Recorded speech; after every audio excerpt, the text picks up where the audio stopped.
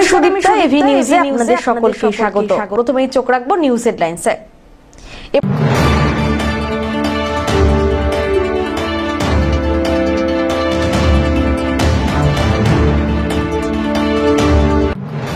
রাতের অন্ধকারে দুর্ঘটনা রোধে চালকদের দৃশ্যমানতার সুবিধার্থে জেলা জুড়ে বসছে 1000 স্প্রিং পোস্ট।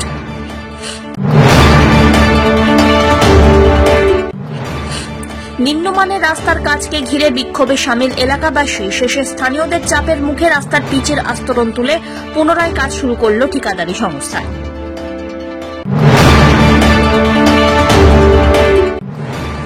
স্বাদে গন্ধে হার মানালো ম্যাড্রাসের গোলাপ ঘাস আম। আমের খোঁজে বাজারে খাদ্যরসিকদের ভিড়।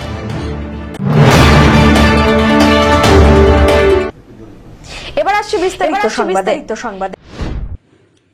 রাতের অন্ধকারের দুর্ঘটনা রোধে এবং চালকদের দৃশ্যমানতার সুবিধার্থে জেলা জুড়ে বসছে 1000 স্প্রিং পোস্ট। শুক্রবার তারই একাংশ বসল জলপাইগুড়ি শহরের বিভিন্ন গুরুত্বপূর্ণ রাস্তার মোড়ে। পিডব্লিউডি মোড়, কদমতলা, পোস্ট অফিস মোড় সহ শহর সংলগ্ন জাতীয় সড়কের ধারে স্প্রিং পোস্ট বসানো হয়। সেই সঙ্গে ডিভাইডারে লাগানো হয় রিফ্লেক্টর স্টিকার। এদিন সেই কাজ তদারকি করলেন জেলার ডিএসপি ট্রাফিক অরিন্দম পাল চৌধুরী। তিনি বলেন, মালবাজার, ধূপগুড়ি, ময়নাগুড়ি, জলপাইগুড়ি শহর সর্বত্রই রাস্তার ডিভাইডারে স্প্রিং পোস্ট বসানো হচ্ছে, যার ফলে রাতের অন্ধকারে গাড়ি বা বাইক চালকদের মূল রাস্তার বিভাজন পয়েন্টগুলি দূর থেকে দেখতে পাওয়া যায় এবং ফলে তাঁরা সতর্ক হতে পারবেন, যার জন্য দুর্ঘটনার সম্ভাবনা কমবে। এদিন পিডব্লিউডি মোড়, কদমতলা, পোস্ট অফিস মোড় সহ বিভিন্ন সড়ক সংলগ্ন জাতীয় সড়কের ধারে স্প্রিং পোস্ট বসানো হলো।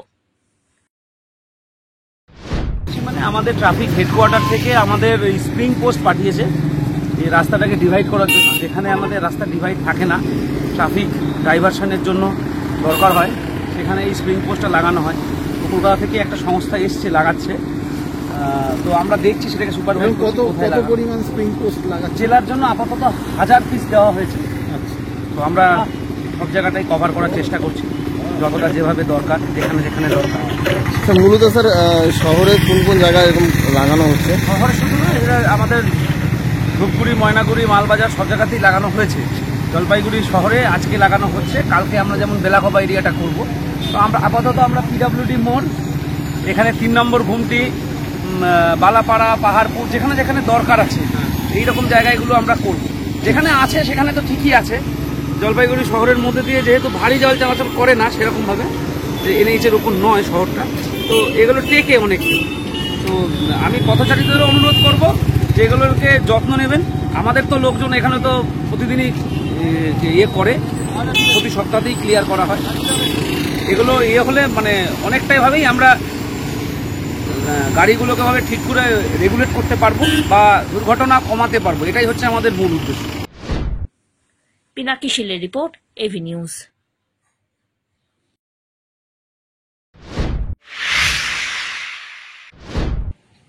নিম্নমানের রাস্তার কাজ হচ্ছে বলে অভিযোগ তুলে বিক্ষোভ এলাকাবাসীর।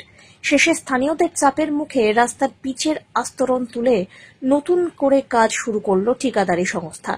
ধূপগুড়ি পুর এলাকায় 6 নম্বর ওয়ার্ডে ঘটে এই ঘটনা। স্থানীয়দের অভিযোগ, ওই এলাকায় পুরসভার তরফ থেকে রাস্তার কাজ শুরু হয়েছে। শুক্রবার বিকেলবেলায় রাস্তার কাজের দ্বিতীয় পিচের আস্তরণ পড়ে।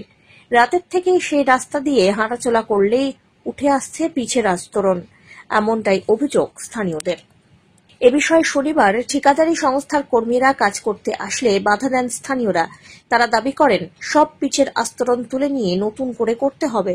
তবে ঠিকাদারি সংস্থার তরফ থেকে বোঝানো হয় এর ওপর আরও একটি আস্তরণ বসবে, তখন সব ঠিক হয়ে যাবে। যদিও স্থানীয়দের পাল্টা যুক্তি, যদি নিচের আস্তরণ ঠিক না থাকে তবে উপরেরটাও ভেঙে যাবে। শেষমেশ কার্যত স্থানীয়দের বাধার মুখে 1 কিলোমিটার রাস্তার 100 মিটারের সেই পিচের আস্তরণ তুলে নিয়ে নতুন করে কাজ শুরু করা হলো।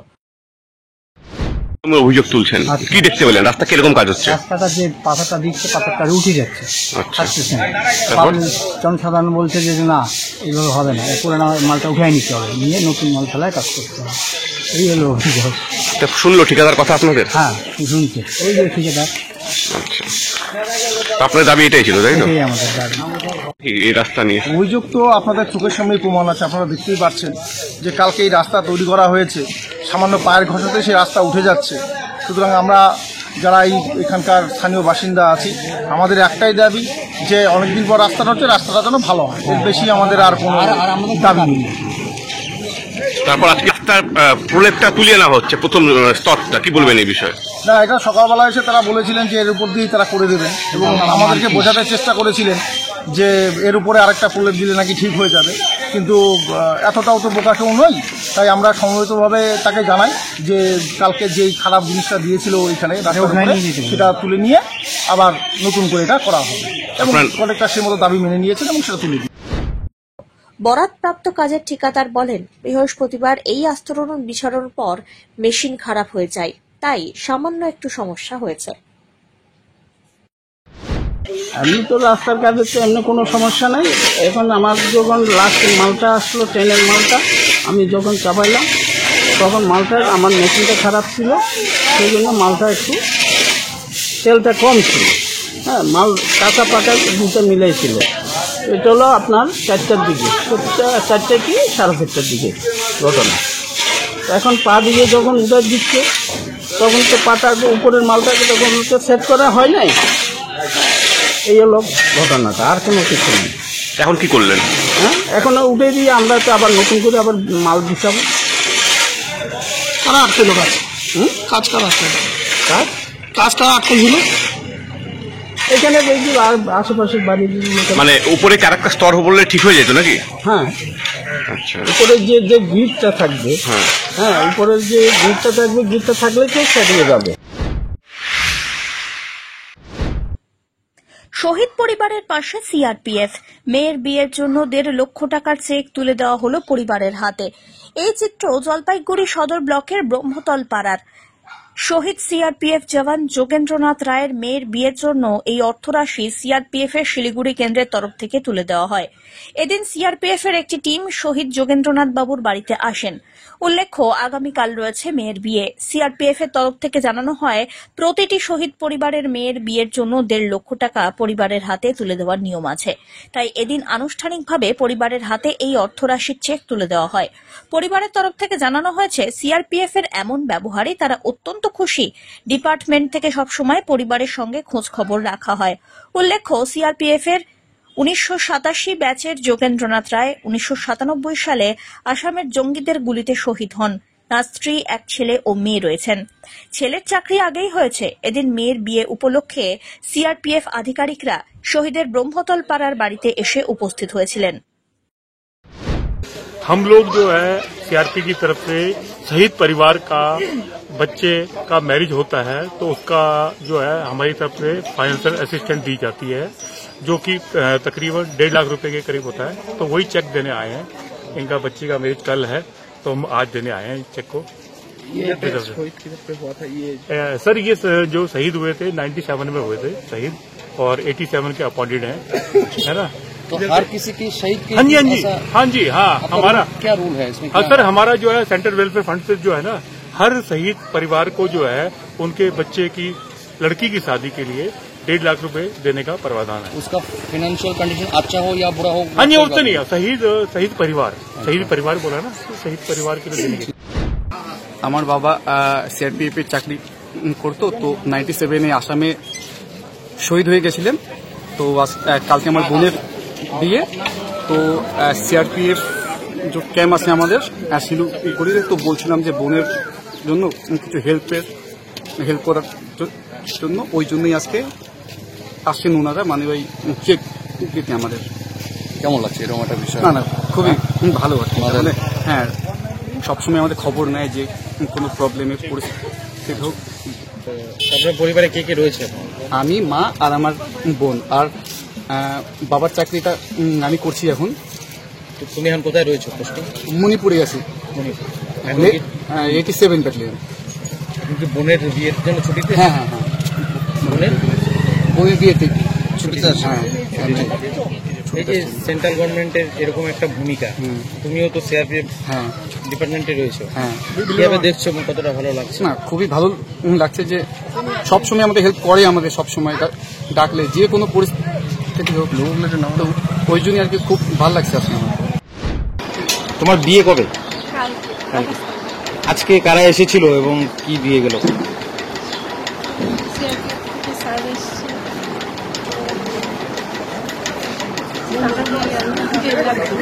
কিছু অর্থ দিক কিসের জন্য দিল? বিয়ে। সব্যসাচী মজুমদারের report, AV news.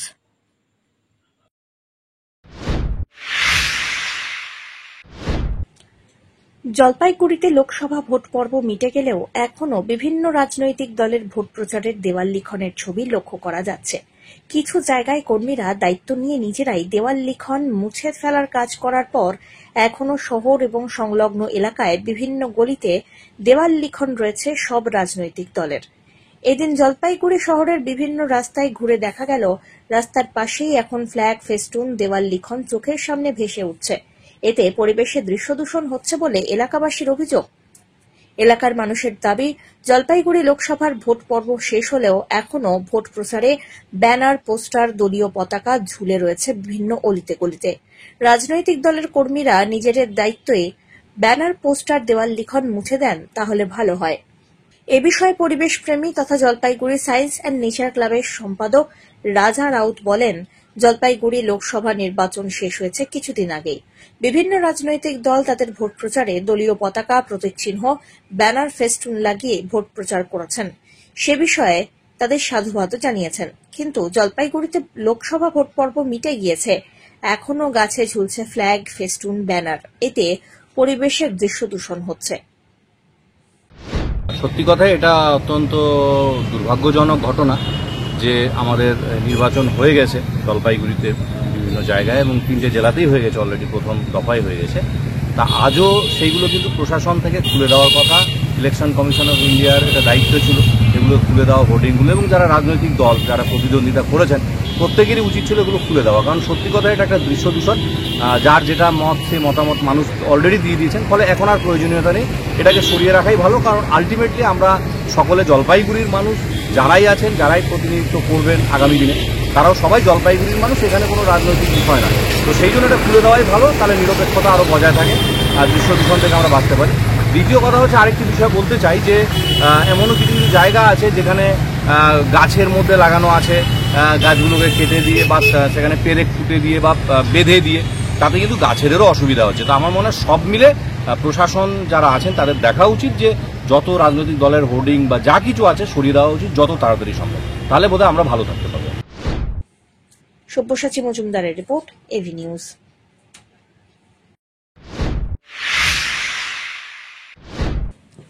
Bharat Sevashram সংঘের বার্ষিক অনুষ্ঠানকে কেন্দ্র করে বসে আঁকো প্রতিযোগিতার আয়োজন করা হল। ভারত সেবাশ্রম সংঘের বার্ষিক অনুষ্ঠানকে কেন্দ্র করে শুক্রবার শহর জুড়ে শোভাযাত্রার মাধ্যমে অনুষ্ঠানের শুভ সূচনা হয়। বাইরে থেকে আগত বিশিষ্ট মহারাজদের উপস্থিতিতে বিশাল শোভাযাত্রা অনুষ্ঠিত হল। শনিবার বার্ষিক অনুষ্ঠানের দ্বিতীয় দিনে অঙ্কন প্রতিযোগিতার আয়োজন হয়।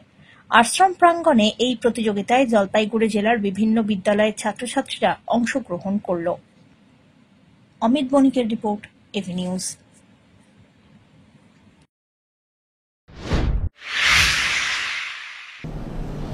নিয়ে নিচ্ছে ছোট্ট একটি বিরতি, ফিরে আসছি বিরতির পর, সঙ্গে থাকুন। পশ্চিমবঙ্গ সরকার যুব কল্যাণ বিভাগের যৌথ উদ্যোগে আয়োজিত শতাধিক যুব কম্পিউটার প্রশিক্ষণ কেন্দ্রগুলির মধ্যে জলপাইগুড়ি সদর যুব কম্পিউটার প্রশিক্ষণ কেন্দ্র একটি। এখানে যুব কল্যাণ বিভাগের নির্ধারিত বিভিন্ন কোর্স রয়েছে, যেমন সিআইটিএ, ডিআইটিএ, সিএফএস, ডিএফএস, অটোক্যাড ইত্যাদি। মাধ্যমিক ও উচ্চ মাধ্যমিক পরীক্ষার্থীরা আবেদনযোগ্য। এখানে একজনকে একটি কম্পিউটারের সাহায্যে অভিজ্ঞ শিক্ষক দ্বারা প্রশিক্ষণ দেওয়া হয়। তাই দেরি না করে নিজের ভবিষ্যৎকে স্বনির্ভর করতে যোগাযোগ করুন শিল্প সমিতি পাড়া, নিয়ার বেগুনটারি, শহীদ লেন যুব কম্পিউটার প্রশিক্ষণ কেন্দ্রে। আরো বিস্তারিত জানতে দেখুন গভর্নমেন্ট ওয়েবসাইট www.wbyouthservice.government.in। মালদার আম নাকি ম্যাড্রাসের আম, স্বাদে গন্ধে হার মানাবে কোনটা জানেন কি? দক্ষিণবঙ্গের সঙ্গে পাল্লা দিয়ে উত্তরেও গরমের চাদর। দক্ষিণবঙ্গের সঙ্গে পাল্লা দিয়ে উত্তরেও গরমের পারদ চড়ছে।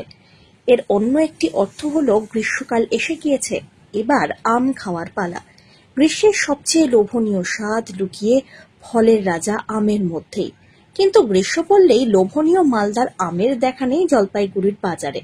পরিবর্তে বাজারে ছেয়েছে ম্যাড্রাসের গোলাপ ঘাস আমে। সেই আম কিনতেই ভিড় জমিয়েছেন খাদ্যরসিকরা। এবার প্রশ্ন, দুধের স্বাদ কি ঘোলে মিটবে? বাংলার সুস্বাদু আমের সঙ্গে কি পাল্লা দিতে পারছে ম্যাড্রাসের এই গোলাপ ঘাস আম? বিক্রেতাদের কথায় মালদার আম জলপাইগুড়ির বাজারে আসবে জ্যৈষ্ঠ মাসের মধ্যভাগে। তাই এখন আপাতত কোনো বাজারেই দেখা পাওয়া যাবে না মালদার আমের। এদিকে গরম পড়তেই আম খাওয়ার জন্য মুখিয়ে রয়েছেন রাজ্যবাসী। চাহিদা মেটাতে অগত্যা বাজারে আমদানি ম্যাড্রাসের গোলাপ ঘাসের। জলপাইগুড়ির বাজারেও চোখে পড়ল এমনই দৃশ্য। তবে স্বাদে গন্ধে নাকি একই রকম মালদার আমের মতোই 200 থেকে 250 টাকা কেজি দরে বিক্রি হচ্ছে আমগুলি। আর এই গোলাপ ঘাস আমের একটি নিজস্ব বিশেষত্ব আছে। গোলাপ ফুলের মতো মিষ্টি সুবাস থাকায় অনেকেই পছন্দ করেন এই গোলাপ ঘাস আম। মিষ্টি সুবাসের পাশাপাশি স্বাদেও বেশ মিষ্টি, গায়ে গোলাপ ফুলের মতো লালচে আভাও রয়েছে। তাই এখন গোলাপ ঘাসেই মজেছে শহরবাসী। গোলাপ ঘাস কত দাম বলছেন? 30 টাকা একটা। বছরে প্রথম আম দেখা গেল বাজারে। নিলেন? কিসের জন্য নিলেন? পূজার জন্য, মঙ্গলচন্ডী পূজার জন্য। দাম কি ঠিক আছে আমের? দাম কেমন আমের? দাম তো বেশি, তাও নিলাম একটা পূজার জন্য। ম্যাড্রাজের আম, এটা হচ্ছে গোলাপ ঘাস আছে, এটা হচ্ছে পার্পল ম্যান আছে। এটা ম্যাড্রাজের আপনার ম্যাড্রাজ। মালদার আম আসেনি? না, মালদার আম এখন আসেনি। আপনার জ্যৈষ্ঠ মাসের 15 তারিখ থেকে স্টার্ট হবে মালদার আম। এই আম মালদার আমের মধ্যে তফাৎটা কি? তফাৎটা আছে কি, ওখান থেকে কোয়ালিটি একই আসে, কোনোটার মধ্যে একটু ডিসপুট থাকে, কোনোটার মধ্যে ভালো থাকে খারাপ থাকে। এটাই মালদার আমে যেমন খারাপ থাকে ভালো থাকে, এটার মধ্যে খারাপ আছে ভালো আছে। স্বাদ কি একই পাবে? স্বাদ একই হবে আপনার, মিষ্টি হবে আম। এই আমের ওটা কত করে কেজি বিক্রি হচ্ছে? এটা আপনার বিক্রি হচ্ছে, গোলাপ ঘাস বিক্রি হচ্ছে 250 টাকা, 200 টাকা। পার্পল ম্যান বিক্রি হচ্ছে 200 টাকা, 180 টাকা কেজি। বছরের প্রথম দিন এই আম হচ্ছে? এই বছরের প্রথমটা এটাই হয়। হ্যাঁ, বিক্রি হচ্ছে তো।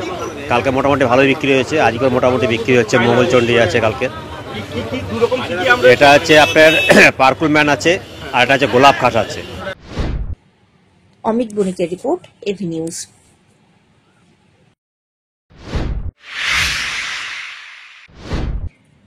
শনিবার সকাল থেকেই জলপাইগুড়িতে আকাশ মেঘলা। তীব্র দাবদাহ থেকে কিছুটা হলেও স্বস্তি।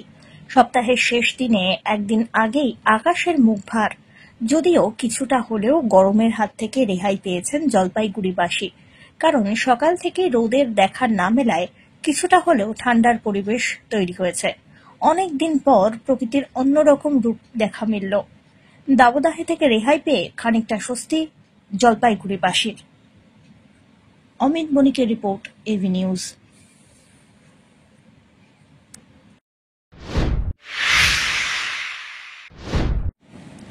সংসারে সুখ সমৃদ্ধি লাভের আশায় শনিবার জলপাইগুড়ির গন্ডার মোড়ে করলা নদীর ঘাটে রাজবংশী সম্প্রদায়ের মধ্যে সাড়ম্বরে পালিত হল তিস্তা বুড়ির পুজো। পুজোকে কেন্দ্র করে বিস্তীর্ণ এলাকার মানুষ এদিন ভিড় করেন ঘাটে। কলা গাছ দিয়ে সুসজ্জিত ছোট ছোট ভেলা তৈরি করা হয়। সেই ভেলায় তিস্তা বুড়ি প্রতিষ্ঠিত হয়। ভক্তরা অত্যন্ত নিয়ম নিষ্ঠার সঙ্গে এদিন তিস্তা বুড়ির পুজো করলেন। পুজোর শেষে করলা নদীতে কলা গাছের তৈরি ভেলা ভাসিয়ে দেওয়া হয়। পাশাপাশি পুজো ঘিরে মহিলারা সিঁদুর খেলায় মেতে ওঠেন। আমাদের এটা হিন্দু মতে এটাকে বুড়িমার পূজা বলে। আমরা নানা রকম রোগ ব্যাধি, ঝড় এই সমস্ত কামনার জন্য প্রার্থনা করি, যার জন্য আমাদের এই পূজাটা এখানে করতে হয়। আমরা করি প্রতি বছরই। এটা কি তিস্তা বুড়ি পূজা? হ্যাঁ, এটা বুড়ি পূজাই বলে। কি কারণে করেন? কি নিয়ম? এটা নিয়ম, এটা আমাদের পূর্বপুরুষ বংশ, এটা নিয়মটা। আর এটা আমাদের বিভিন্ন রকম বাড়ির সংসার সুস্থ সবল রাখা, বাচ্চা কাচ্চা সবাইকে নিয়ে বাস করি। আর এখন নানা রকম রোগ ব্যাধি, তার জন্য এখানটায় কামনা করি যাতে সবাইকে ভালো রাখে। কি পদ্ধতিতে পুজোটা করলেন? কি কি রয়েছে এখানে? এটা এখানে আমাদের কলার আগে ভেড়া বানাইতে লাগে। এটাই এই পূজাটা করতে গেলে করলার ভেড়াই লাগে। তারপরে যা হয় ফলমূল, দই, বাতাসা, যা এগুলা তো দিতেই লাগবে। এই আর কি। কি করছেন তারপরে এখন আমরা কি করব, এখানে পূজা সভা দেওয়া হলে আমরা নদীতে গিয়ে ভাসাবো ভেড়াটা। এটা তো তিস্তা নদী পুজো, হ্যাঁ। কিন্তু করলা নদীতে করছেন কেন? কল্যাণ নদী করছে, এখানে নদী বইছে কাছে, তাই অনেকের যাদের যে সীমানা এলাকার মধ্যে কোনো নদী নেই তারা পুকুরেই দেয়, আমরা পুকুরেও দিতে পারি, তা আমাদের আশেপাশে কোনো পুকুর নেই, যার জন্য আমরা এই করলাই আইনে ভাসাই। আজকে কতজন মিলে এখানে উপস্থিত হয়েছে? এখানে 20-22 জন। প্রতি বছর কি এখানে? প্রতি বছর বৈশাখ মাসে করি, এটা আমাদের পূর্বপুরুষের ঐতিহ্য। আমরা এই নানা রকম খরা, ঝড় বৃষ্টি, বাচ্চাদের হাম পক্স, নানা রকম যে পরিবারে হয়, এই সবের জন্য আমরা তিস্তা বুড়ির পূজা প্রতি বছর করি, মানত করি মাকে, যাতে আগামী বছর সুস্থ থাকি, আবার করতে পারি, সবাই মিলে আনন্দ করতে পারি। কি কি সরঞ্জাম থাকে এর মধ্যে? এর মধ্যে থাকে কি ফলমূল দিয়েই পূজা করি। সব্যসাচী মজুমদারের রিপোর্ট, এভি নিউজ।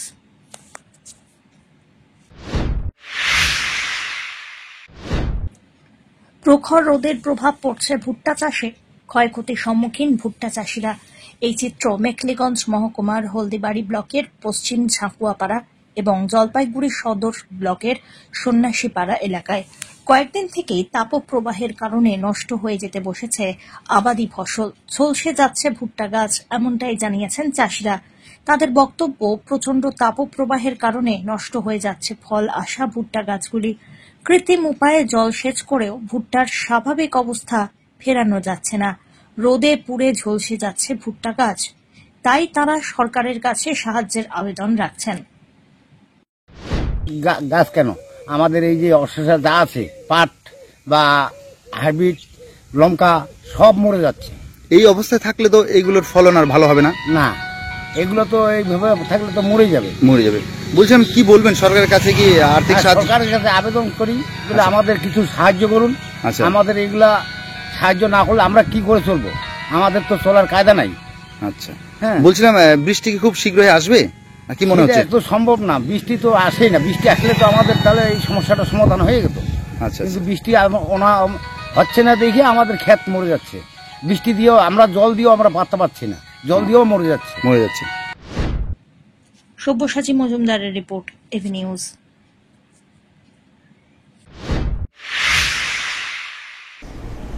শেষ করবার আগে নিউজ হেডলাইন্স আরো একবার।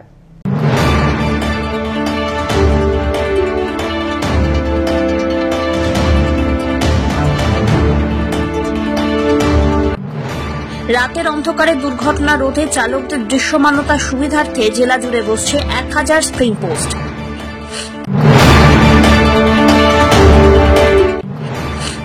নিম্নমানের রাস্তার কাজকে ঘিরে বিক্ষোভে সামিল এলাকাবাসী, শেষে স্থানীয়দের চাপের মুখে রাস্তার পিচের আস্তরণ তুলে পুনরায় কাজ শুরু করল ঠিকাদারি সংস্থা।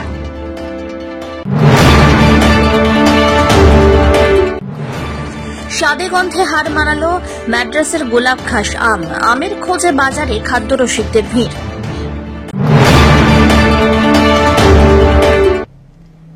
এখনকার মতো এভি নিউজ এ পর্যন্তই। পরবর্তীতে আসছি আরো সংবাদ নিয়ে, দেখতে থাকুন আমার বিশেষ। নমস্কার।